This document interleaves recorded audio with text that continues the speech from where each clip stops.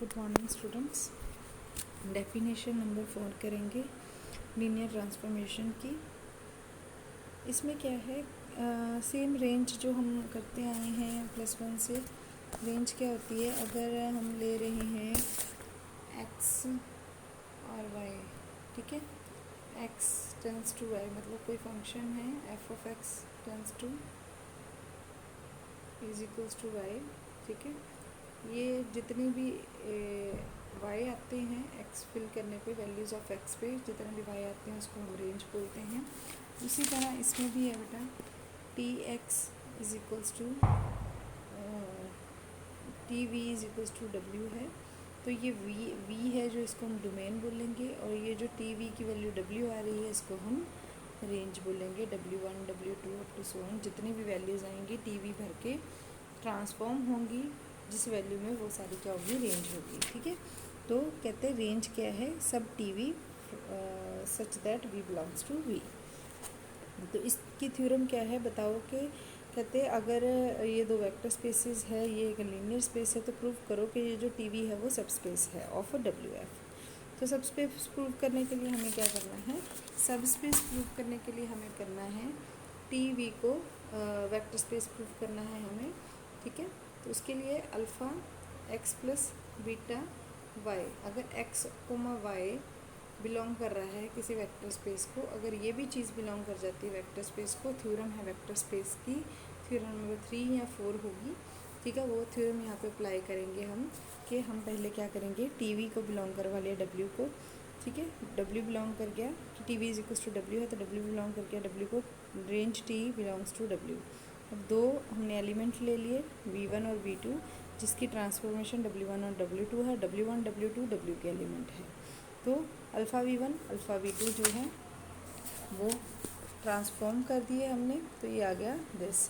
अब क्योंकि ये और ये भी किसको बिलोंग करके, रेंज टी को, क्योंकि हमने क्या बोला था कि जितनी भी ट्रांसफॉर्मेशंस की वैल्यू होंगी वो रेंज टी को बिलोंग करेंगी, ठीक है।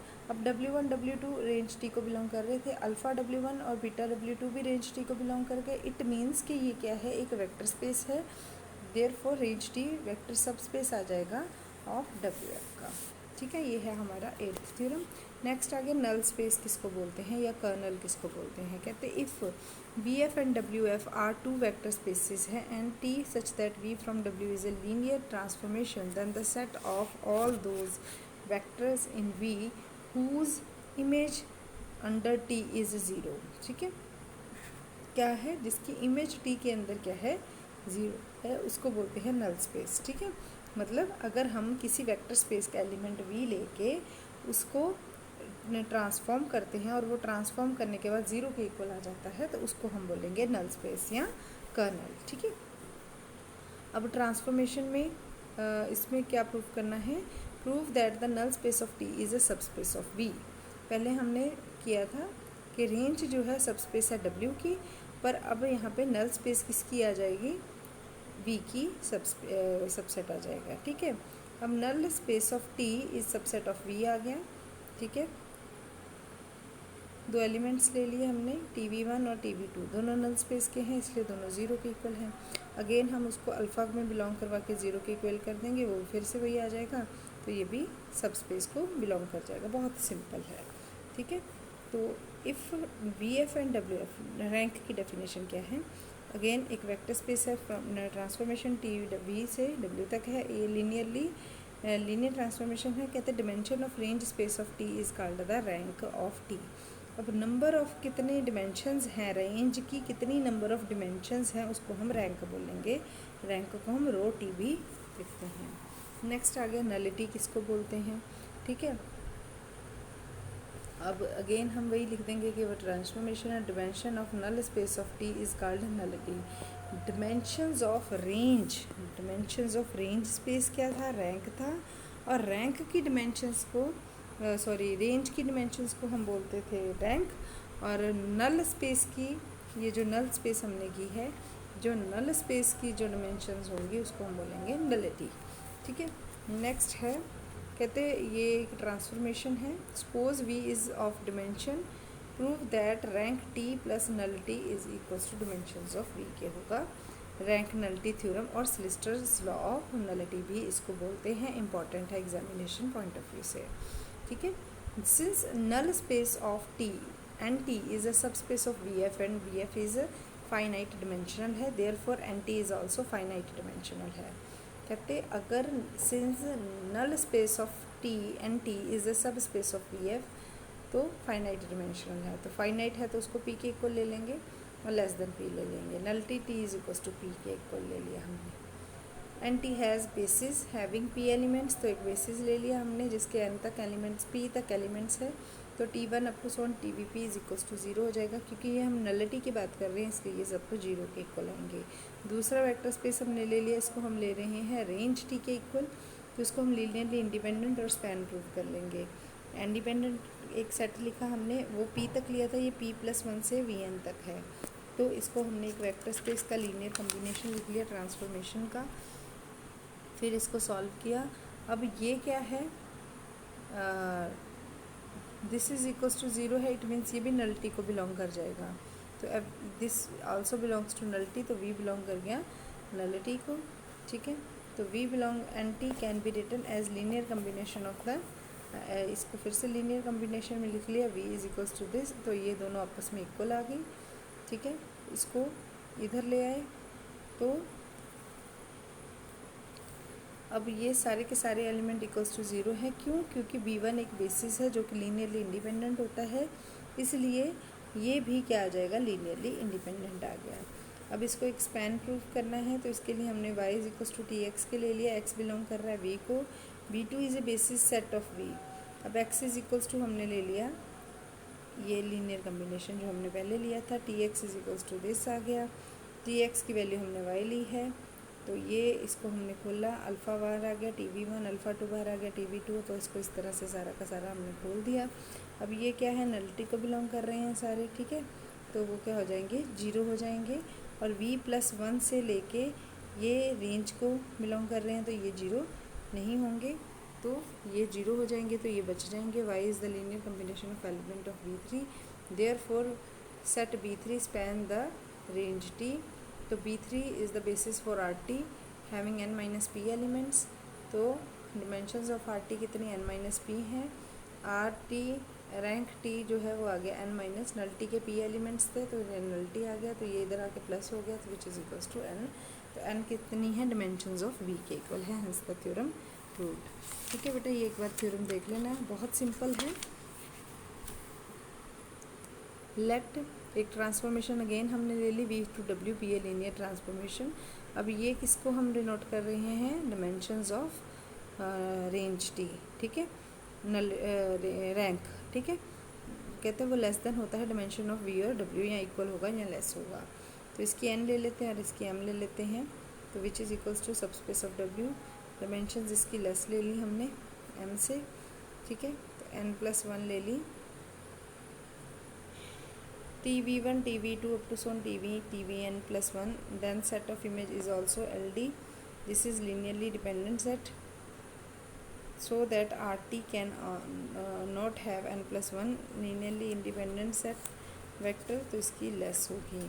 ये बेटा हमने थ्योरम की थी कि ld का जो है जो लीनियरली डिपेंडेंट सेट होते हैं उसके जो सबसेट होते हैं, सुपर सेट होते हैं, वो भी लीनियरली डिपेंडेंट होते हैं, और इंडिपेंडेंट के जो सबसेट होते हैं वो लीनियरली इंडिपेंडेंट होते हैं, तो उसको ही यहाँ पे यूज़ किया, कंबाइन किया, तो और इसका जो रैंक है वो लेस देन आ गया मिनिमम ऑफ दिस, तो this is less than of this. ये एक बार फिर से देख लेते हैं, थोड़ी सी कंफ्यूजिंग है बट है सिंपल।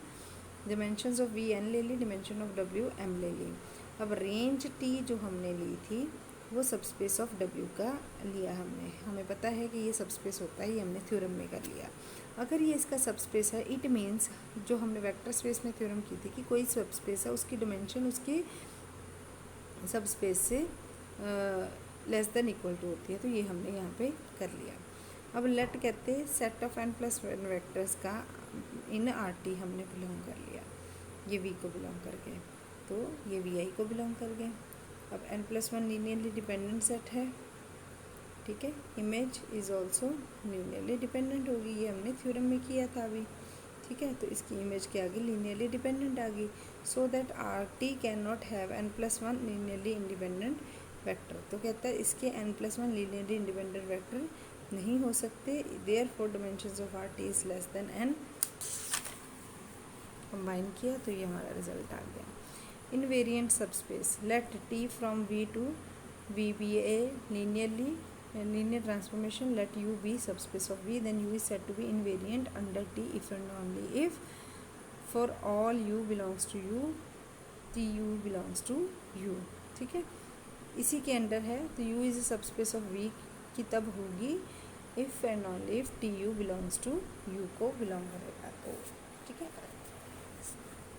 हम प्रूव करेंगे, prove that the range space and null space of L linear transformation T such that V to V are invariant subspace under T।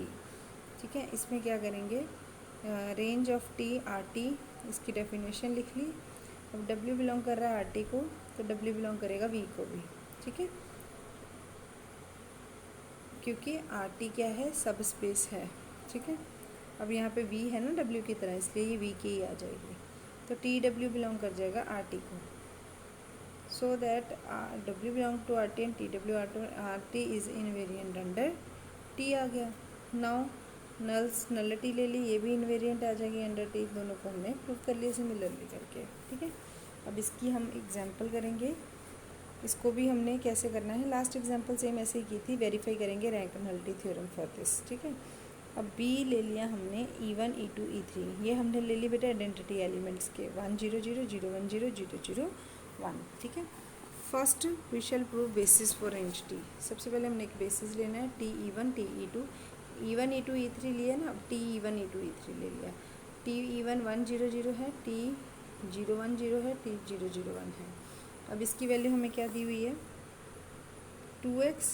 ठीक है, अब 2x मतलब इसको 2 से मल्टीप्लाई कर देंगे और यहाँ पे 0 0 2 से मल्टीप्लाई कर दिया। अब इसको 4x - 1 सेंटर वाले में 4 × 1 -4 4 आ जाएगा। अब यहाँ पे 1 + 0 + 0 तो 1 × 2 2 आ जाएगा, तो ये आ गया 2 4 2। नेक्स्ट वाला है ये वाला, अब इसको इसमें फिल कर दो, ये 0 आ जाएगा। ठीक है, और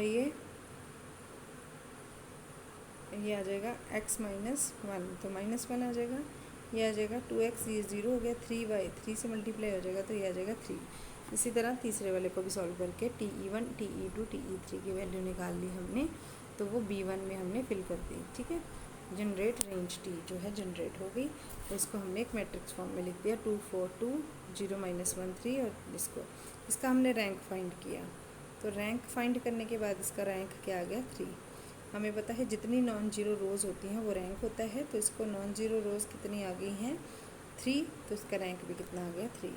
अब नल स्पेस फाइंड करनी है। अगेन नल स्पेस में 0 0 0 एलिमेंट होते हैं, तो इसको 0 0 0 एलिमेंट से हमने x y z को 0 प्रूव कर लिया, तो ये 0 के इक्वल आ गया।